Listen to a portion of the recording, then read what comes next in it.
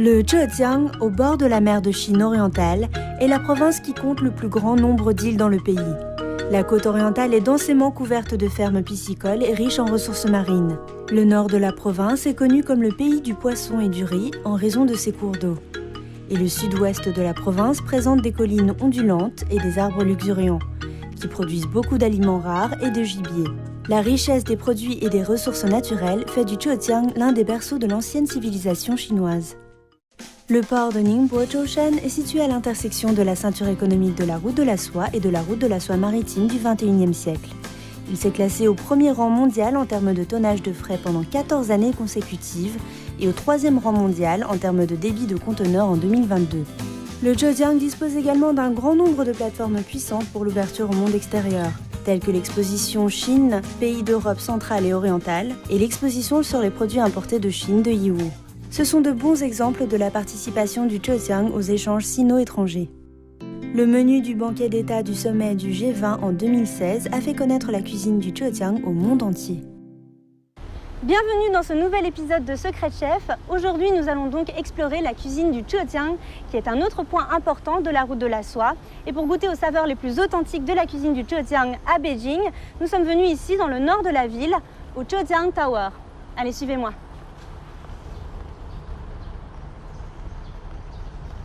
J'ai maintenant le chef Wang à mes côtés qui va nous en dire plus sur la cuisine du Zhejiang.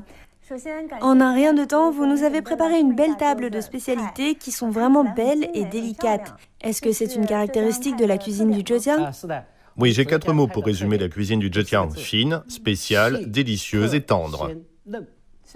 Pouvez-vous préciser ? Fine, ça signifie des produits gastronomiques bien travaillés. On sélectionne toujours des spécialités de la région. Le goût est délicieux. Par exemple, à Ningbo, les fruits de mer et ceux de la rivière sont délicieux. Il s'agit du goût. Tendre, ça désigne la consistance des ingrédients après la cuisson à la vapeur ou à l'eau. Et quel plat nous allons goûter ? Des crevettes au thé Longting. Je vais maintenant y goûter sans plus attendre. Je choisis celle-ci. Oh, c'est pas facile à saisir. C'est glissant. Utilisez cette cuillère pour vous aider. C'est très glissant, c'est difficile à saisir. Je ne sens pas l'odeur du thé. On va voir si ça a le goût du thé.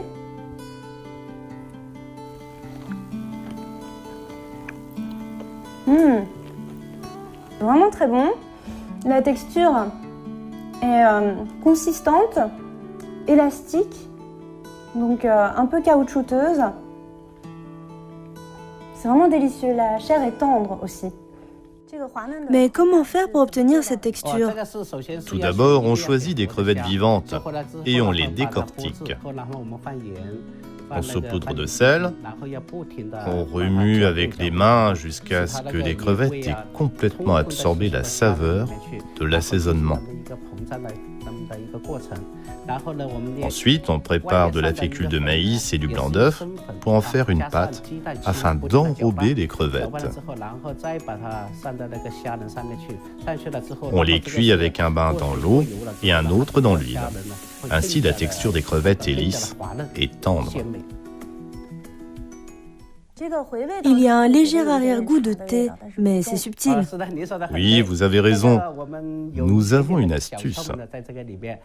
On met toujours un peu de cette boisson dans les crevettes lorsqu'on les fait frire. Le but étant de permettre aux crevettes d'absorber la saveur du thé. Ainsi, lorsque vous les mangez, elles ont ce léger arôme. La couleur blanche des crevettes au thé Longting représente les riches produits fluviaux du Zhejiang.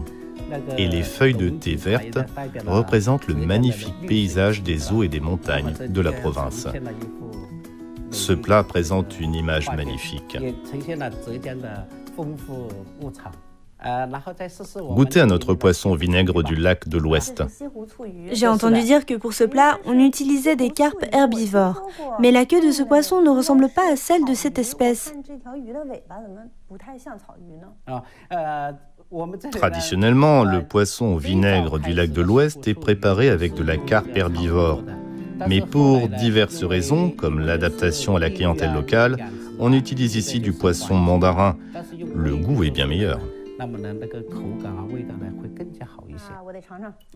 Ah, j'ai hâte d'y goûter. Je vous en prie. Quelle partie de ce poisson est la meilleure? Le ventre. Ici? Dans ce coin. Là. Sur les conseils de Monsieur Wang, je prends un morceau du ventre du poisson que je trempe dans la sauce. Je sens la bonne odeur du vinaigre, de la sauce. Ça sent bon. On sent l'odeur du vinaigre. Tout à fait. Je vais goûter.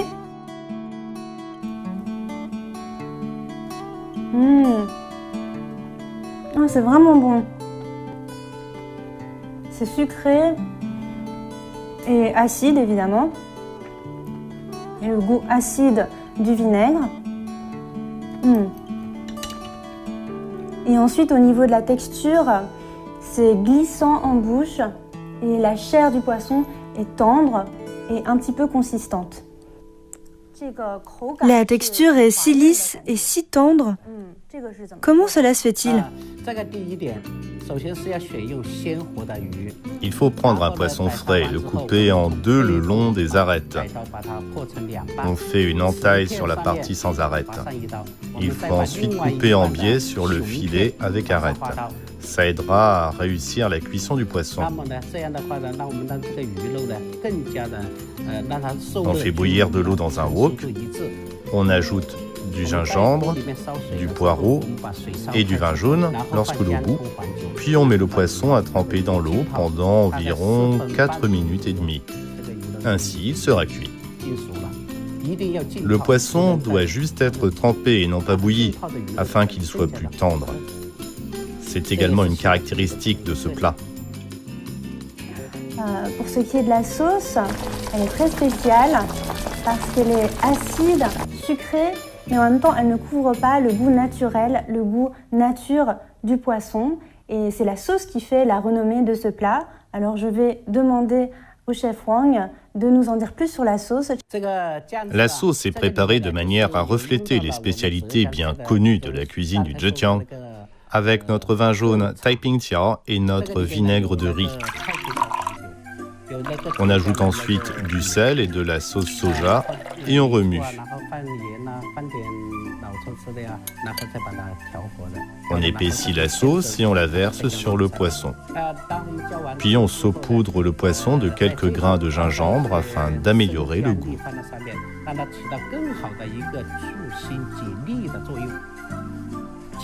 En fait, il existe une autre caractéristique de ce plat. Lorsque vous mangez le poisson, vous pouvez goûter à sa délicieuse saveur similaire à celle de la chair de crabe. Allez-y.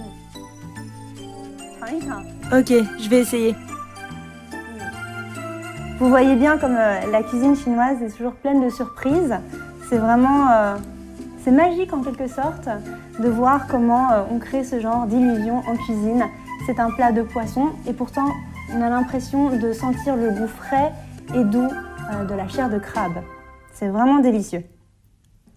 Et puis nous allons passer au plat suivant qui m'intrigue depuis tout à l'heure. Et ça, chef Wang, je ne devine pas ce que c'est. Ne devrions-nous pas y goûter? Il s'agit d'escargots de vase marinés au vin jaune. Ça vient de la mer? À marée basse, les habitants de la côte se rendent dans les vasières pour ramasser ces escargots et les ramener. Après quoi, ils font de la marinade au vin jaune pour les cuire. D'accord. À première vue, ça ne ressemble pas beaucoup à des fruits de mer. C'est vraiment petit. Habituellement, les fruits de mer sont plus gros. Vivants, ces escargots de vase sont en fait assez grands. Leur chair couvre la coquille. Après les avoir ramassés, on les nettoie avec du sel, ce qui les rétrécit. Tout d'abord, au niveau de l'odeur, on sent l'odeur de l'alcool. Il est assez prononcé. On va voir ce que ça donne.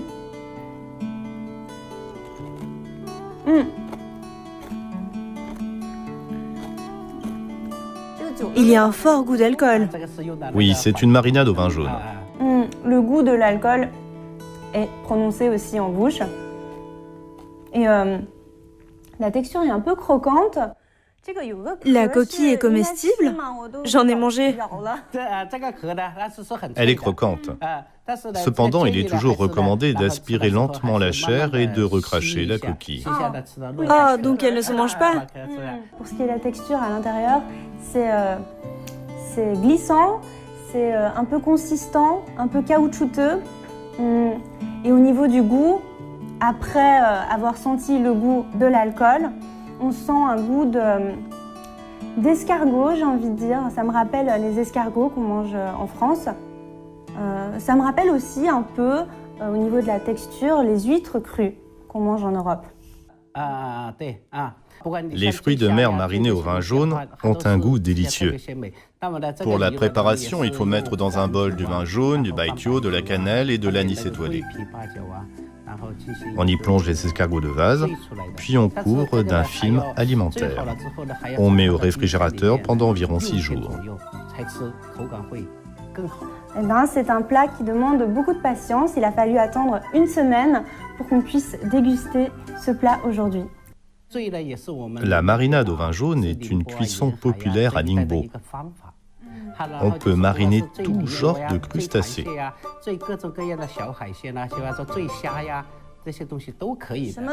On peut mariner n'importe quoi.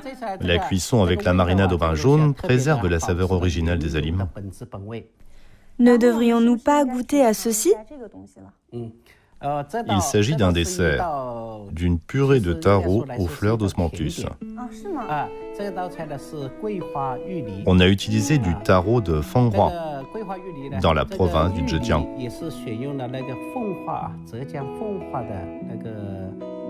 Je trouve que ça a plutôt l'aspect d'une soupe. Si on m'avait pas dit que c'était un dessert, j'aurais pensé que c'était une soupe. Je vais maintenant voir ce que ça donne au niveau gustatif. Je vais goûter. Dessus, ce sont les fleurs d'osmanthus. Oui, tout à fait. Devinez ce que j'ai ajouté. D'accord.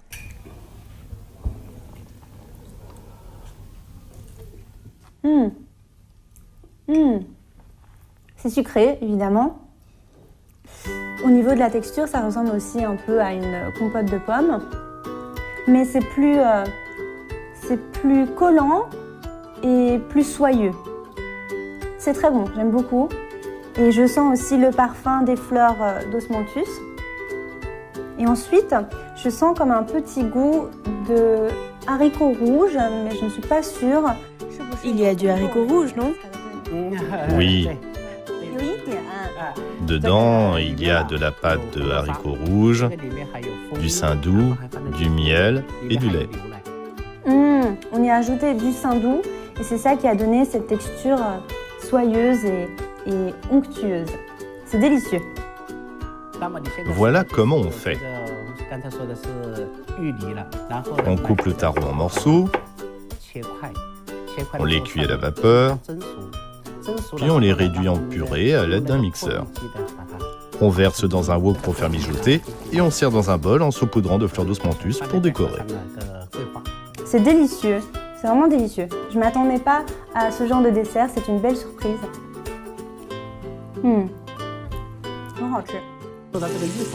En parlant du taro, il peut être utilisé dans de nombreuses recettes, comme celle de la viande au taro à la vapeur. Et voilà, notre dégustation touche à sa fin.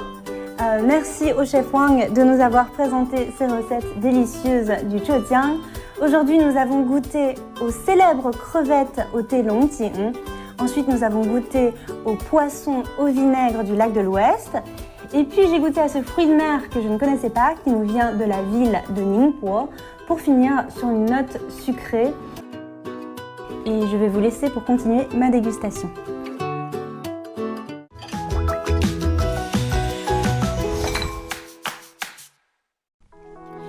Quanzhou est une ville portuaire située sur la côte de la province du Fujian, dans le sud-est de la Chine. Elle se trouve à la tête de l'estuaire du fleuve Jin et face au détroit de Taïwan.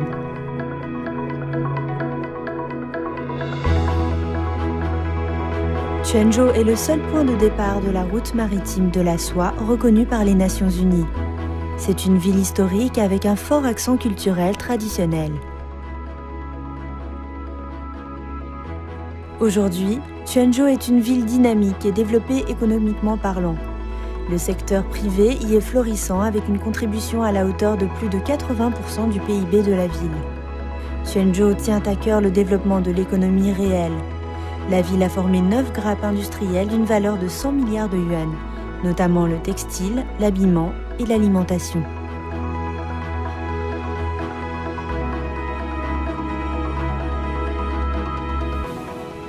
Jadis le plus grand port du monde, la ville continue de jouer un rôle important au XXIe siècle avec le lancement de l'initiative La Ceinture et la Route.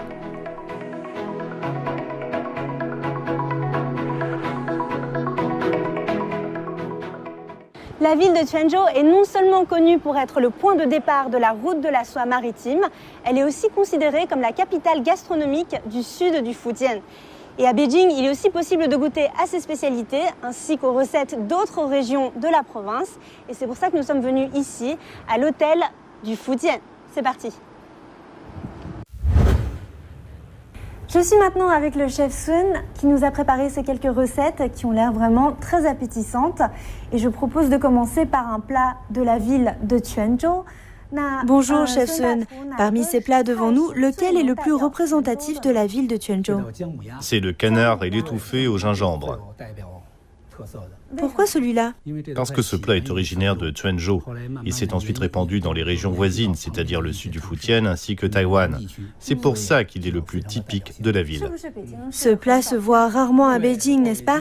Tout à fait, seulement les restaurants spécialisés dans la cuisine du Fujian servent ce plat à Beijing. J'y goûte d'abord.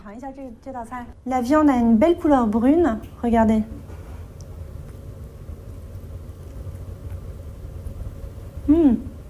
La viande est tellement tendre que ça demande quasiment aucun effort de mordre dedans. Puis là, j'ai goûté un morceau de peau. La peau du canard est très grasse, mais en même temps, c'est pas écœurant du tout. La viande est juteuse, elle est savoureuse. C'est tendre, mais en même temps, il y a un petit peu de mâche. Je vais maintenant goûter à cette cuisse de canard.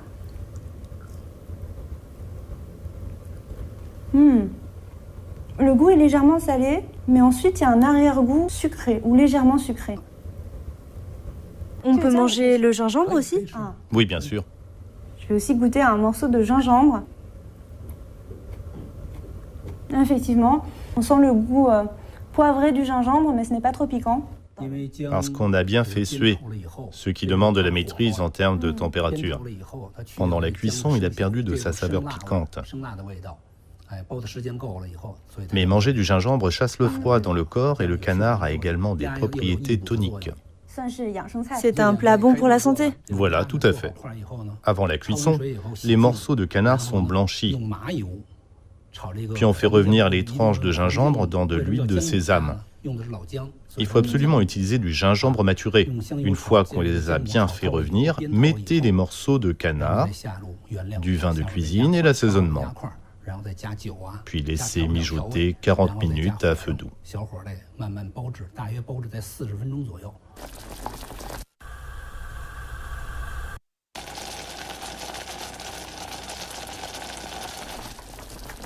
À la fin, faites sauter à feu vif et laissez réduire.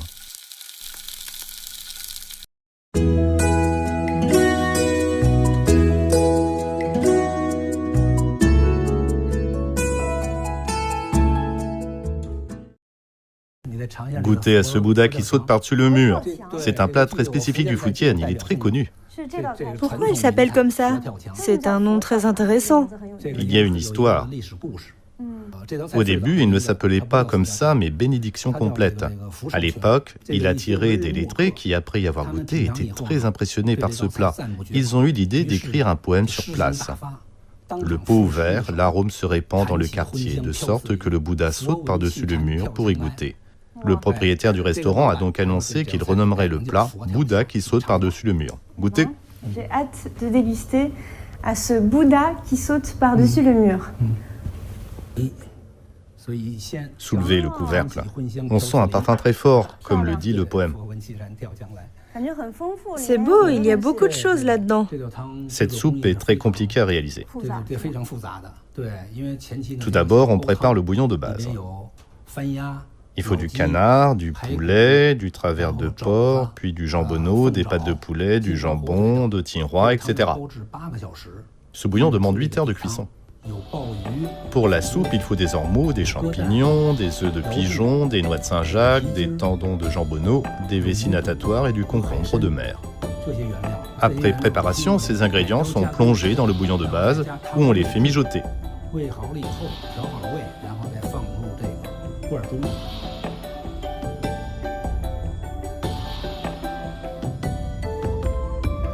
Ensuite, on les cuit à la vapeur pendant 40 minutes. Comment doit-on consommer ce plat? Mangez d'abord, puis buvez la soupe.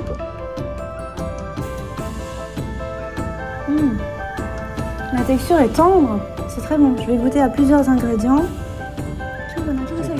Et ceci, on dirait un beignet frit chinois. Non, c'est une vessie natatoire qui est déjà réhydratée. Oui, ce n'est pas du tout un beignet. N'est-ce pas? Et puis il y a un œuf. C'est un œuf de pigeon.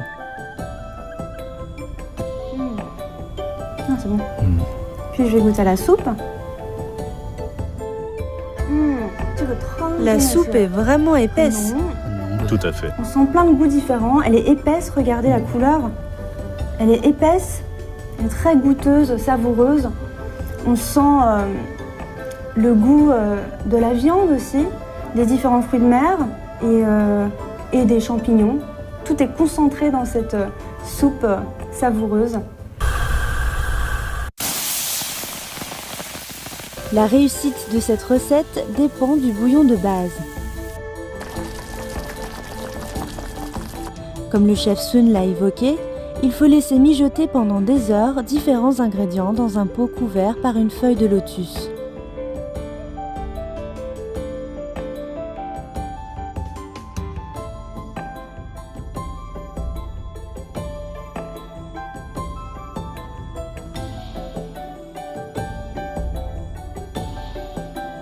La préparation doit être ensuite filtrée pour obtenir un bouillon de base clair.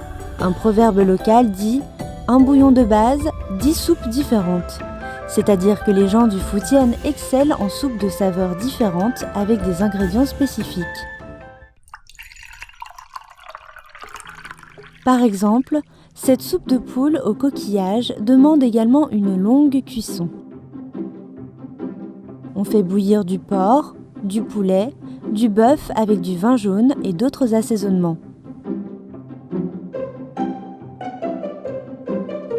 Puis, on laisse mijoter longuement et on filtre pour avoir le bouillon de base clair.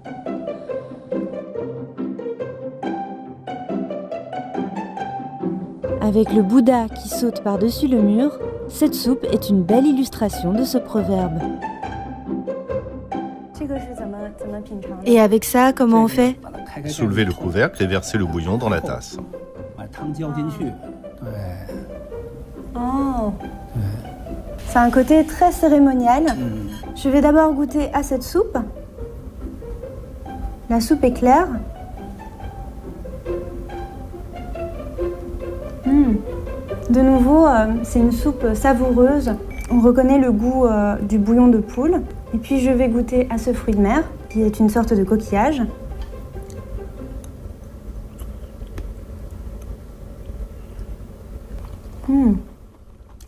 La texture est croquante, n'est-ce pas? Oui, c'est délicieux. Je disais que la texture était croquante.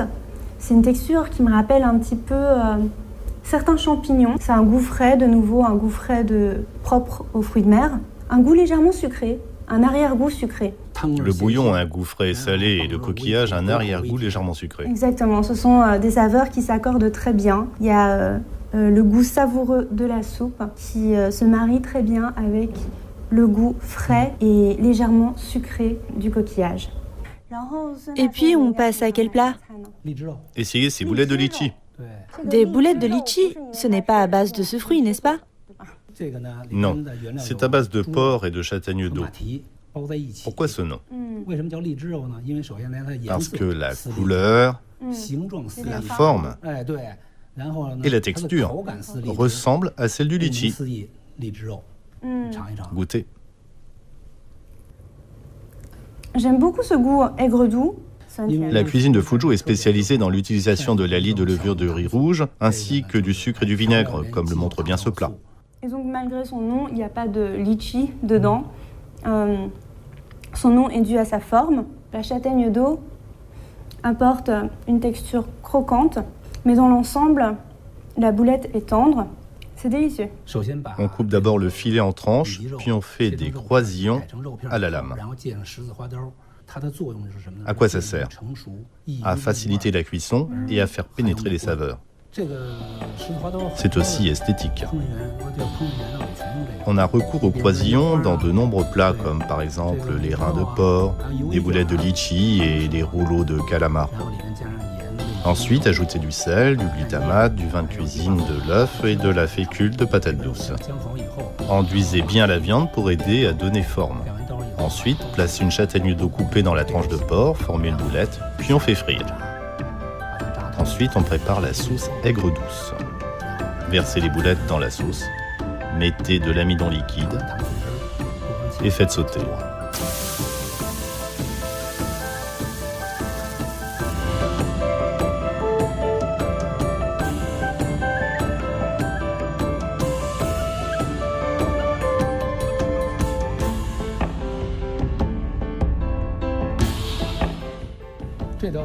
Et voici les crevettes à la lie de levure de riz rouge. Vous en avez parlé tout à l'heure. Oui, la lie de levure de riz rouge est l'assaisonnement le plus important de la cuisine de Fuzhou. Ce plat est représentatif de l'utilisation de la lie. Ça donne la couleur. Parce qu'il s'agit de levure de riz rouge. Celle-ci entre dans la fabrication de l'alcool. J'ai hâte d'y goûter. Regardez cette belle couleur rouge.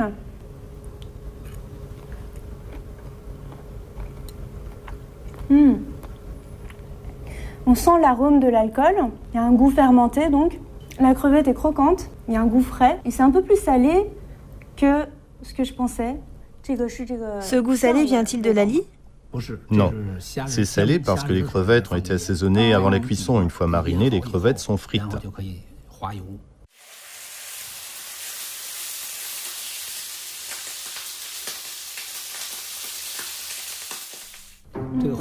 Puis on fait sauter du gingembre et de l'ail.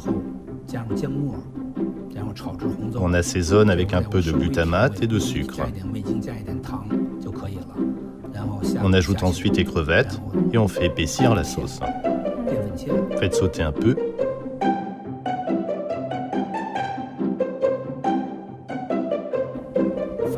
Puis dressez le plat.